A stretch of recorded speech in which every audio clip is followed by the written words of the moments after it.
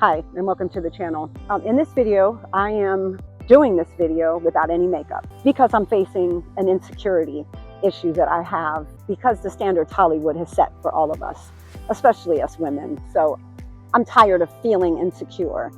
It's my message that's the most important thing, not if I have enough makeup on that makes me look much younger than I am, or some filter. I can't do it because it feels inauthentic to me. So anyway, the message that I want to share today is how profound self-betrayal is on all of us. I was raised to not trust myself, right? I heard growing up, like many of us, that didn't hurt. You shouldn't feel that way. You shouldn't be angry. You shouldn't be crying. You shouldn't be feeling whatever it is that you are feeling, because the other person, the words that came out of their mouth, they were responsible for it. So self-betrayal is ingrained in us. It was ingrained in me, right? I often heard, whatever you think about doing, do the opposite, because you don't know what you're doing. You don't know how to be anything but trouble. So look to somebody else to tell you what to do. Find your advice from somebody else, because you do not give yourself good advice. Do not follow your heart. Use your head. Jen, use your head.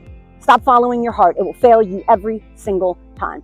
That's what I grew up hearing. Self-betrayal, right? So none of us are raised to trust ourselves. None of us are raised with even knowing the word intuition. Today, yes, but back in my generation and my parents' generation, intuition was not something you heard.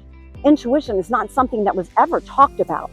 So I had no idea how to follow my heart. I had no idea how to trust my gut. Self-betrayal. The biggest sin is the one we cannot forgive ourselves for. So learning to follow our heart, learning to trust our gut, to follow our intuition is critical in a journey to freedom. I have to be able to trust myself. So I have to learn how to do that. And it's scary, it's unknown, but it's important to trust my gut. It's important for you to trust your gut. And there's only one way to do that, and that's to try.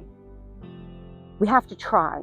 We don't know until we start going with that first initial instinct. Somebody invites you to a party or a dinner, and with a bunch of people you don't know. What's your first instinct? To go or not go? It's going with that first instinct. Even though if you second guess yourself, because we were raised to do that as well, making choices like, okay, well, what's everybody else going to think if I do that? Oh, what's my mom or my spouse or whoever is going to think if I say yes to that and do that particular activity? We have to learn to trust ourselves. So the only way to do that is to try. That means your first initial response is don't go. Don't go, right? Don't go. And then you will probably later find out why you are so glad that you didn't go. I recently did that. I was invited to a wedding, and I got all dressed and I ready to walk out the door. Then I realized I am so freaking late. I have almost 2 hours to drive. But my first instinct when I heard about it was, nope, that's a family wedding. I've got some pretty serious alcoholics in my family. To me, that sounds like a recipe for disaster I don't want any part of. But I still was second guessing myself and saying, well, this is my niece's wedding and I love her and she has nothing to do with the insanity of our family. She's just in it. So I was getting myself ready to go, all the while feeling like, no, I really probably shouldn't even be doing this. But I was getting ready to go, planning to go. Even got in the truck to go, driving. And then something happened that made me be like, no, I'm not going. I cannot do this. I'm so sorry.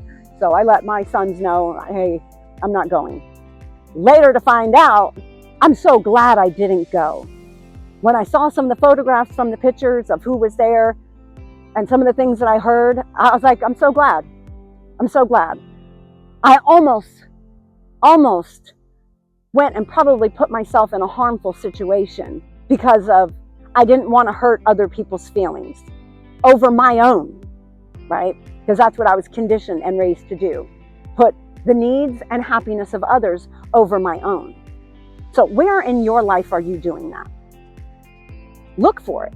Learn to trust your gut.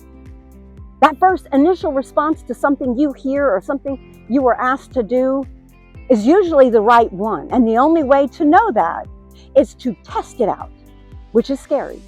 But I invite you to do that, because self-betrayal is a terrible, terrible, heavy, dense emotion that does nothing but cause us harm, right? Because our soul is speaking. Our soul is telling you, no, don't do that, or yes, go do that. Something wonderful is going to happen if you go do that. But you got to learn how to trust your inner knowing, your gut. It's important, especially in recovery, right? Because pretty hard, we've been giving ourselves bad advice and not trusting our intuition the entire time. So give it a try. Leave something in the comments. Let me know where you have noticed it and what you did about it. I really want to hear. Well, thank you for being here. Thank you for watching, and I hope you have a fantastic week.